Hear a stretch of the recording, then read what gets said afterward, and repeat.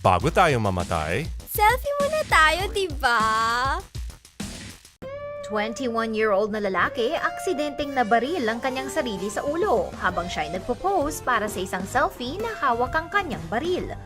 Sapat na dapat ang mga selfie-related headlines sa news para maging mas maingat tayo kapag sinusubukan nating kunan ng ating mga sarili gamit ang mga smartphones.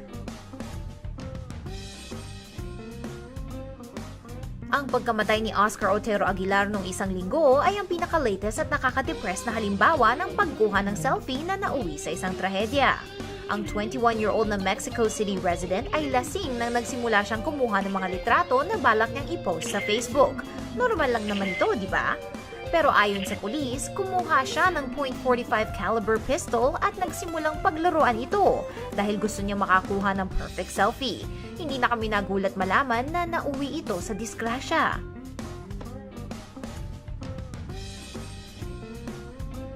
Imbis na marinig ni Aguilar ang pag-click ng kanyang phone camera, ang lumabas na ingay ay nanggaling sa kanyang baril na nakatutok sa kanyang noo. Sinugod si Aguilar sa ospital pero namatay din ito.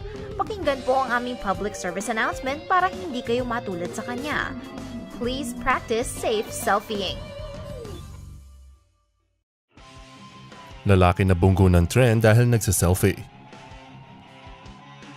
Isang lalaki mula Oregon ay nabunggo ng Amtrak train sa Washington noong Sabado at agad siyang namatay.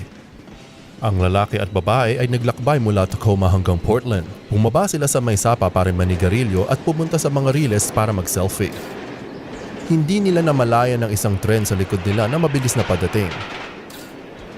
Ang mga huling sandali ng lalaki ay nung siya ay busy sa pagkuha ng mga selfie, nabunggo siya ng tren at napalipad. Ang babae ay ligtas at hindi napinsala ngunit ang di kilalang lalaki ay agad na namatay. Mga folks, please lang kung magsa-selfie kayo, baka pwede sa bahay o sa ligtas na lugar na lang.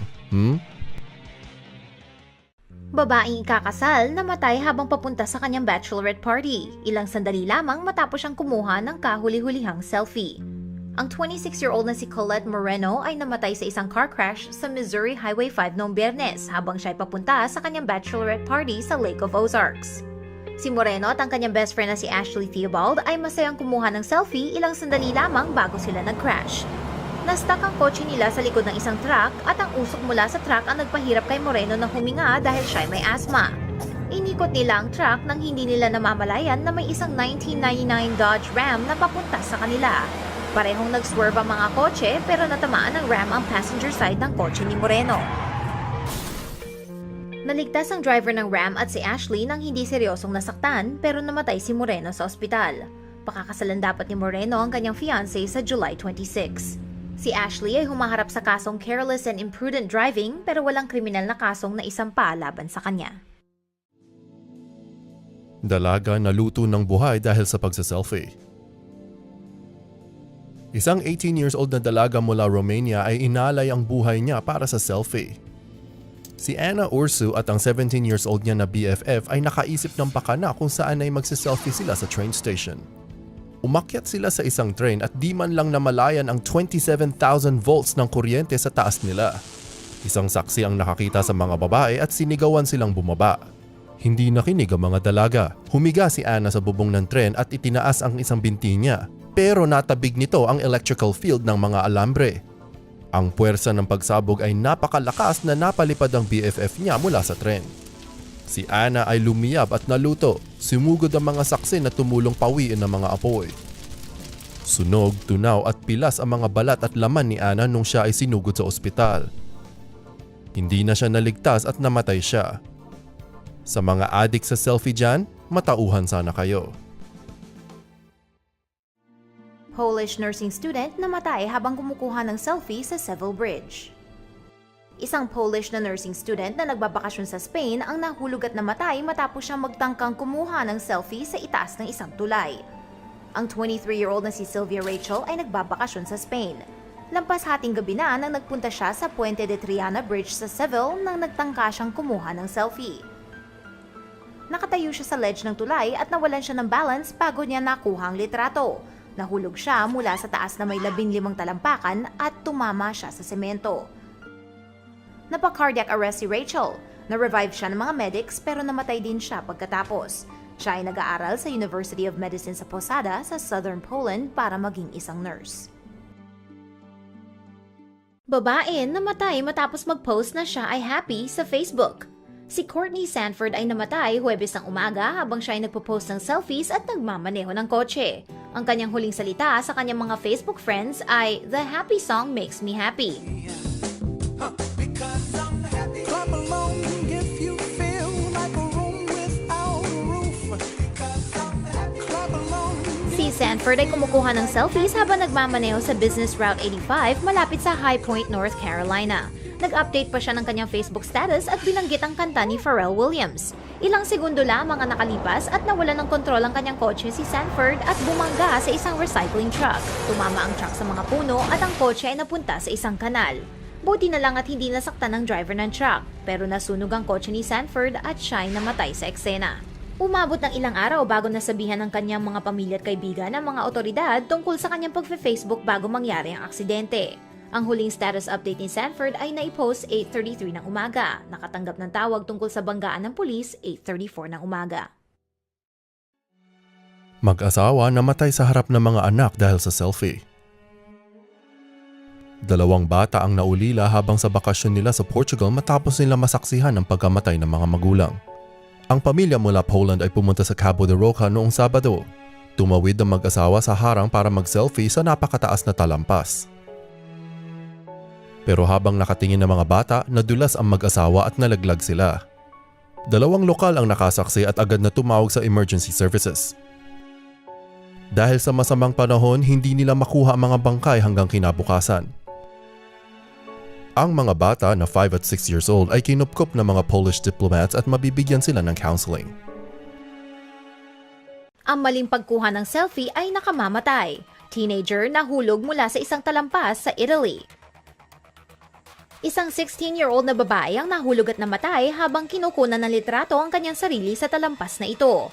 Ang Toronto, Italy ay kilala para sa mga struktura na may magagandang view ng dagat. At ang 16-year-old na si Isabella Fracciola na nagpunta doon sa isang school trip ay gustong kumuha ng litrato. Tumayo siya sa isa sa mga banisters na nakapaligid sa talampas sa plaza para makakuha ng selfie. Pero nawalan siya ng balance at siya ay nahulog 18 meters papunta sa mabatong ilalim ng talampas. Nasaktan ng kanyang ulo, legs at spine. Hindi na siya naligtas ng mga doktor. Sa susunod na gusto mong kumuha ng selfie, mas mabuti sigurong magpatulong ka sa ibang tao kaysa sa ilagay ang iyong sarili sa panganib. Isang nanay na biktima ng selfie-side. Isang trahedya ang nangyari sa isang pamilya dahil sa selfie. Si Stephanie Anderson mula sa North Carolina ay pumunta sa Crowder's Mountain State Park kasama ang mister at 3 anak. Pero mukhang ito na ang huling family outing nila. Ang 48 years old na nanay daw ay naghanap ng tamang anggulo para sa family selfie. Nadulas at nalaglag siya mula sa taas na 150 feet. Agad siyang namatay. Dahil sa kalupaan at mga halaman, halos 3 oras ang lumipas bago nakuha ang bangkay niya. Ayon sa mga otoridad, si Mrs. Anderson ay hindi nilagay ang sarili sa panganib. Siya daw ay simpleng nadulas lang at nalaglag. Ang trahedyang ito ay nagtuturo na may mga moments na hindi natin dapat i-capture kung tayo ay nasa panganib o delikadong lugar. Polar bear selfie, not a good idea. Dear Tomo viewers, sa tingin nyo ba ay kailangan natin ng bagong kategorya na pwede nating tawaging stupid selfies? Parami ng parami kasi ang mga nakakalokang selfies ngayon. 2 Canadian high schoolers ang panalo sa Dumb Selfie of the Week matapos silang talunin ng harang at kumuha ng mga selfies kasama ang isang polar bear cub. Hindi sila nakontento sa simpleng selfie kasama si Humphrey kaya pinasok nila ang kanilang mga kamay sa bakal na bakod at hinawakan ang bear na kanilang video at pinost sa internet. I'm back, babe. I'm back. I can only take a picture. Ito kasing si Sam Gonzalez at Georgiana Nagy na parehong 16 ay maaaring hindi na pag-aralan sa biology class kung paanong mangagat ang mommy ng baby polar bear. Kung hindi, ay malalaman nila na ang kanilang mga braso ay maliit lang na merienda para dito. Nasubukan na rin kasi ang mga polar bear selfies. Isang beses, isang Australian na babae ang nagsagawa nito sa Alaska at siya ay nakagat. Ginawa rin ito ng isang babae sa Germany noong 2009 at siya rin ay nakagat. Inilagay ng Toronto Zoo ang mga polar bears sa kabilang panig ng dalawang bakod para sa kaligtasan ng mga bisita. At may mga signs din na nagsasabing huwag tawirin o talunin ang mga harang na ito. Ayon kay Gonzales, hindi daw niya nakita ang sign. Talaga? Kailangan mo ba talaga ng sign para malaman na masamang ideya ang tumalon papasok sa isang polar bear enclosure? Sugat ang biktima na nabaril, nag-selfie muna. Si Isaac Martinez ay isa sa mga napinsala sa shooting spree ng isang neo-Nazi sa Mesa, Arizona noong Miyerkules. Hindi alam kung napano ang mga iba pero kakaiba ang ginawa ni Isaac. Ang 20 years old ay nagtatrabaho sa Bistro 13 ng East Valley Institute of Technology. Pumasok ang neo-Nazi na si Ryan Giroux na nakabaril na ng 3 tao at hiningi ang susi ng kotse ni Isaac. Tumanggi si Isaac at sumigaw siya sa mga tao na humiga pero binaril siya ni Ryan sa balikat. Tumakas si Ryan gamit ng isang Honda Accord. Lumabas si Isaac at nakakita ng mga paramedics sa labas na tinutulungan ng mga binaril ni Ryan. Pero syempre, bago siya humingi ng saklolo, nag-selfie muna siya. Dahil, alam niyo na, para maging popular sa social media, di ba? Buti na lang at naligtas siya. Ang gunman na si Ryan Giroux ay isang ex-convict na may mahabang kasaysayan sa krimen. Siya rin ay isang white supremacist. Instagram, nag-sorry matapos tanggalin ng isang butt selfie ng isang babae mula sa kanilang website. Maraming litrato ng mga puwet sa Instagram, pero hindi lahat ng mga ito ay maaaring maipakita sa mga users. Si Megan Tanyez ay ipinagmamalaki ang kanyang curvy na katawan matapos siyang magbawas ng bigat. Dinodokumento niya ang kanyang buhay sa Instagram at gusto lang naman niyang mag-post ng isang butt selfie. Pero ito raw ay inappropriate ayon sa Instagram na tinanggal ang litrato mula sa website. Nagalit at nalito si Megan dahil dito, kaya nag-launch siya ng isang YouTube video kung saan inakusahan niya ang social media site ng double standards. Nilabanan ni Megan ang Instagram at matapos maging viral ang kanyang video ay napilitang mag-sorry ang Instagram. Laking tuwa ni Megan nang ang kanyang litrato ay binalik ng Instagram. Kayo ba ay nagsawa na rin sa mga selfies o kayo ba ay selfie addict?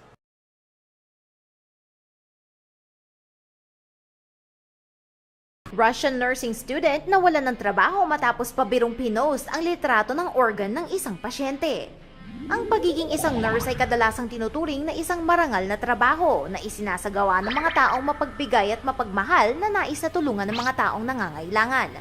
Pero hindi naging marangal ang 20-year-old na nursing student na si Gulnaz Yalalova ng Kazan City, Russia.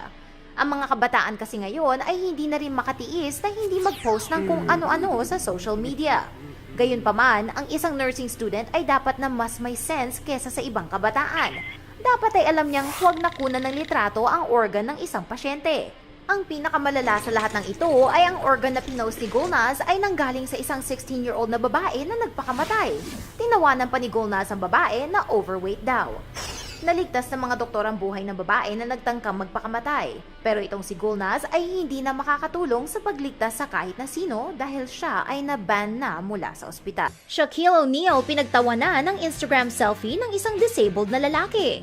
Ang dating NBA star na si Shaq ay nasangkot sa controversy matapos niyang pagtawanan ng selfie ng isang disabled na fan. Si Shaq, na kilala para sa kanyang mga pelikulang Kazam at Steel, ay nag-post ng sarili niyang litrato sa tabi ng selfie ni Jamel Binion. Ang 23-year-old na si Jamel Binion ay may ectodermal dysplasia, isang kondisyon na pinipigilan ng pagtubo ng kanyang buhok at ngipin. Pero gaya ng maraming tao ngayon, siya ay naaaliw sa pagkuha ng mga selfies. Ang nakakalungkot ay naisipan ni Shaq na tawanan ng selfie ni Jamel sabay caption ng "Smile Today". Ang mas nakakalungkot dito ay may 14,000 na tao ang nag-like sa litrato ni Shaq. Pati ang Utah Jazz rookie na si Trey Burke at ang rapper na si Waka Flocka ay pinagtawanan ng selfie ni Jamel. Dinalitan ni Shaq ang litrato at nag-post siya ng isang litrato kung saan kinukumpara niya ang kanyang sarili sa cartoon ogre na si Shrek. Right movie, wrong character. Samantala, ang malulupit na salita laban sa kanya ang nag-inspire kay Jamel na magsimula ng isang anti-bullying campaign na kanyang tinawag na Hug, Don't Judge.